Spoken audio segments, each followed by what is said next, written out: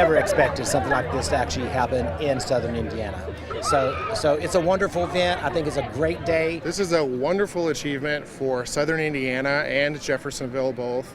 There are so many different kinds of people down here. No, we're having a great time out here. It's a bigger crowd than I even expected, and I hope to see this in years to come. For the first time ever, the LGBT community is celebrating a pride parade and festival in the city of Jeffersonville. The event comes weeks after a gunman opened fire at the gay nightclub Pulse, killing 49 people.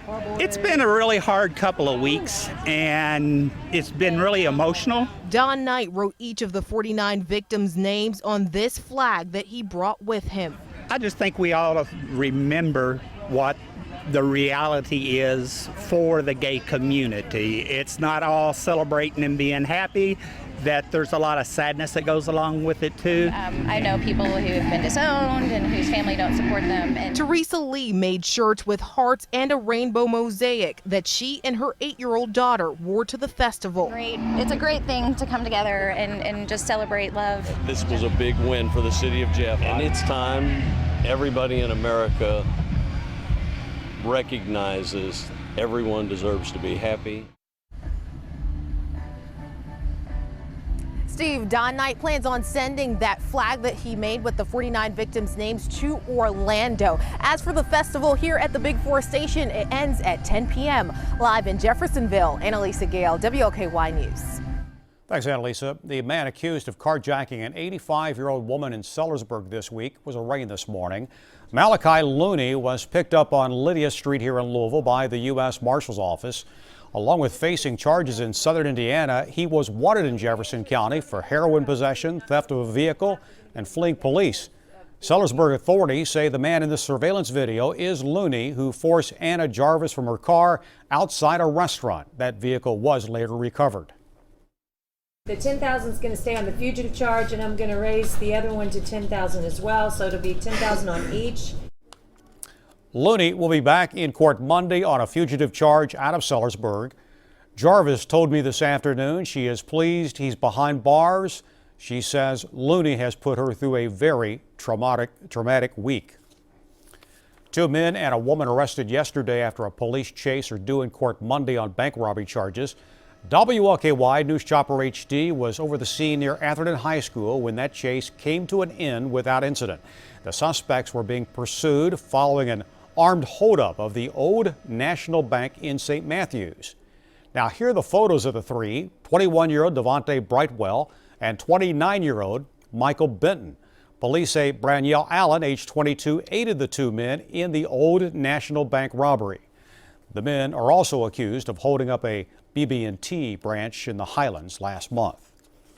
Community activist Christopher Truax says the cab driver shot in the city's Parkland neighborhood is paralyzed. That shooting happened on Hale Avenue. So far, no one has been arrested.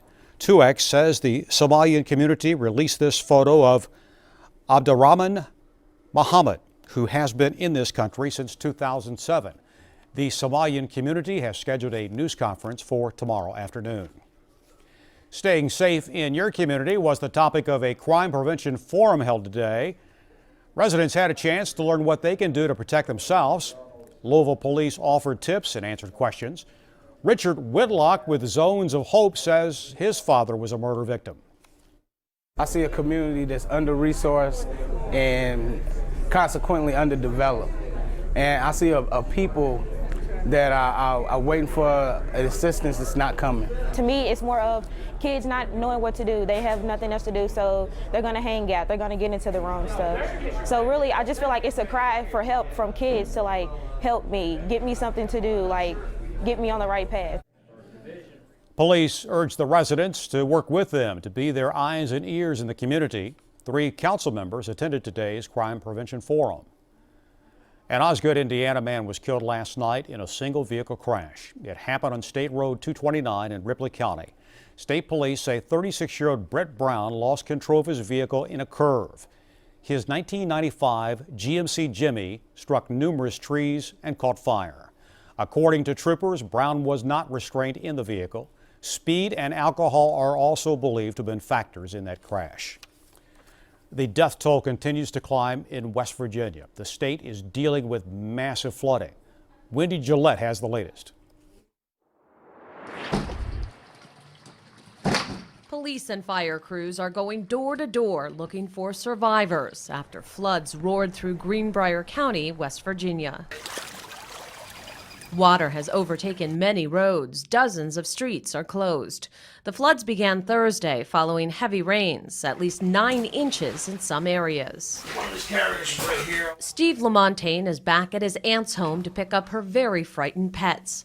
Thursday night, he saw some of the victims as he helped rescue his relatives and their neighbors. There was a elderly lady in one of the houses that was holding her husband up. She 118 pounds, soaking wet, and she was holding her husband up out of the water.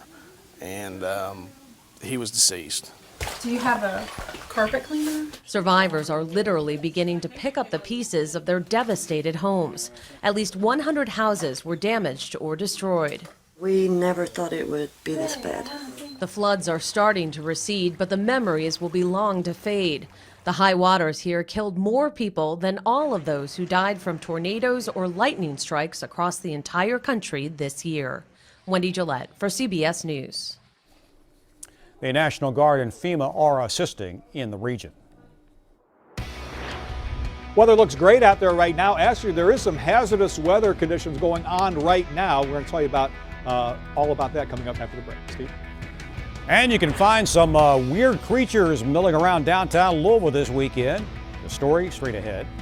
And bicyclists are pedaling through the community, and it's all for a great cause. You are watching WLKY News. You're watching WLKY News at 6. Comic-Con is underway this weekend in downtown Louisville. The event brings together comic book fans, artists, and creators, along with a number of special guests. Just check out the Ghostbusters. A new Ghostbusters movie is set for release next month. We found a stormtrooper with a sign that reads, "Home destroyed by rebels will work for blue milk." Mary Cundiff, who came as Ruby Rose from the show Ruby, says she loves these conventions. Everyone will say hi to you, you get kind of greeted, you get to have these really amazing conversations about shows that you can't really have with people just out on the street somewhere. Special guests include Walter Jones from the Power Rangers and Ming Chen, who has been in a number of movies and the TV series Comic Book Men. Comic-Con continues Sunday 10 to 4. You may very well see more bicycles than usual out this weekend. The two-day cycling adventure raises money for the fight against multiple sclerosis.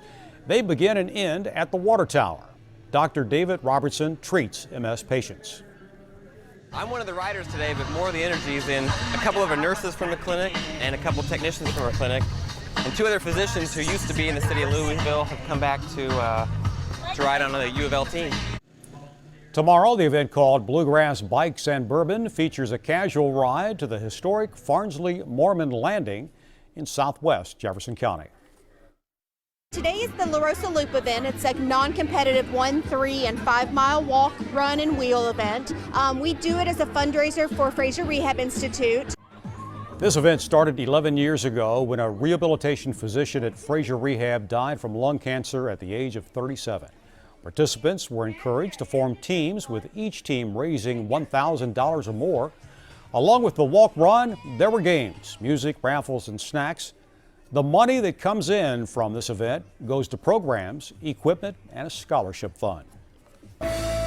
Now, your WLKY weather with John Belsky. All right, pretty good day going out there. Here's the problem we have for hazardous conditions, though. It's the air quality alert.